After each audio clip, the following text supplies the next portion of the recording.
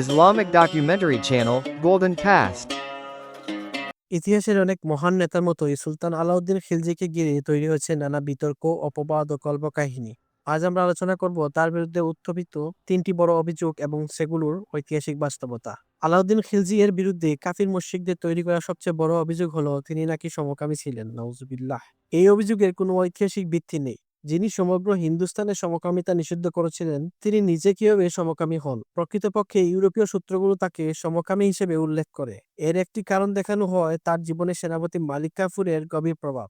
ইউরোপের অনেক সম্রাটই সমকামী ছিলেন এবং ঐতিহাসিক প্রেক্ষাপট থেকে তারা ধারণা করে যে শাসকের জীবনে বিশেষ প্রভাবশালী কেউ থাকলে তিনি হয়তো তার সঙ্গীও ছিল। এই অনুমান থেকেই ইউরোপীয় ঐতিহাসিকরা খিলজিকে সমকামী হিসেবে চিহ্নিত করেন। কিন্তু বাস্তবে এটি জঘন্য মিথ্যাচার, যার পক্ষে নির্ভরযোগ্য প্রমাণ নেই। দ্বিতীয় অপবাদ, চিতরের রানী পদ্মাবতী। সবচেয়ে প্রচারিত অভিযোগ চিতরের এক কাল্পনিক রানীকে ঘিরে তার অভিলাষের কাহিনী। 1303 সালে খেলজির চিতর অভিযান নিয়ে অনেকে দাবি করেন তিনি নাকি রাজা রানা রতন সিং এর স্ত্রী রানী পদ্মাবতীকে পাওয়ার জন্য আক্রমণ করেছিলেন। কাহিনী অনুযায়ী রানা রতন সিং নিহত হলে রানী পদ্মাবতী নাকি 13,000 নারীকে সঙ্গে নিয়ে আগুনে ঝাঁপ দিয়ে আত্মাহুতি দেন। কিন্তু ইতিহাস বলছে সে সময় ভারতবর্ষে পদ্মাবতী বা পদ্মিনী নামে কোনো রানীর অস্তিত্বই ছিল না। এই কাহিনীর মূল উৎস হল 1540 সালে মালিক মোহাম্মদ জায়সির রচিত পদ্মাবত নামের একটি মহাকাব্য থেকে। ধারণা করা হয় ষোড়শ শতকে রানী কর্ণাবতীর বিষ পানে আত্মহত্যার ঘটনার প্রভাবে এই কাব্য রচিত হয়। অর্থাৎ আলাউদ্দিন খিলজি ও পদ্মাবতীর গল্প একটি সাহিত্যিক কল্পকাহিনী, যার সাথে তার চিতর অভিযানের ঐতিহাসিক বাস্তবতার যোগসূত্র নেই। 2018 সালে ভারতে নির্মিত পদ্মাবত চলচ্চিত্রটিও এই মহাকাব্যর চিত্রায়ন। সেখানে খিলজিকে সম্পূর্ণ নেতিবাচকভাবে উপস্থাপন করা হয়েছে। কবি আমির খসরু, যিনি খিলজি দরবারের কবি এবং চিতর অভিযানের সময় উপস্থিত ছিলেন, তার কোনো রচনায় পদ্মাবতীর উল্লেখ পাওয়া যায়নি। এমনকি খিলজির জীবন নিয়ে বহু ঐতিহাসিক গ্রন্থেও এই কাহিনীর উল্লেখ নেই। কল্পকাব্য ধীরে ধীরে ইতিহাসের স্থান দখল করেছে, আর ইতিহাস হয়ে গেছে কল্পকাহিনী। অভিযোগ করা হয় তার শাসনামলে হিন্দুদের উপর নতুন কর চাপানো হয়েছিল, কিন্তু ঐতিহাসিক প্রমাণ বলছে খিলজি কিশোরদের উপর কর বৃদ্ধি করেছিলেন শক্তিশালী সামরিক বাহিনীর ব্যয়ভার বহনের জন্য।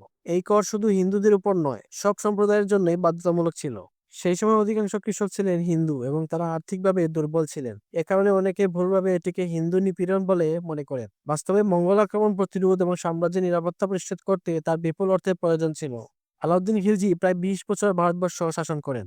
এই সময় তিনি কঠোর আইন নীতি চালন করেন, সকল সম্প্রদায়ের জন্য সমান আইন নিশ্চিত করেন, বাজার মূল্য নিয়ন্ত্রণ ব্যবস্থা চালু করেন, দ্রব্যমূল্য স্থিতিশীল রাখেন, ওজনে কম দিলে কঠোর শাস্তি দিতেন, সরকারি গুদাম থেকে দুর্ভিক্ষকালে পণ্য সরবরাহ করতেন। ঐতিহাসিক জিয়াউদ্দিন বারানিয়ের বর্ণনায় তার আমলে অপরাধ কমে গিয়েছিল উল্লেখযোগ্যভাবে। তিনি সৈন্যদের জন্য নিয়মিত বেতন চালু করেন, যেখানে আগে জায়গির দেওয়া হতো। মঙ্গল আক্রমণ প্রতিরোধে তার সাফল্য ইতিহাসে তাকে উচ্চ আসনে বসিয়েছে।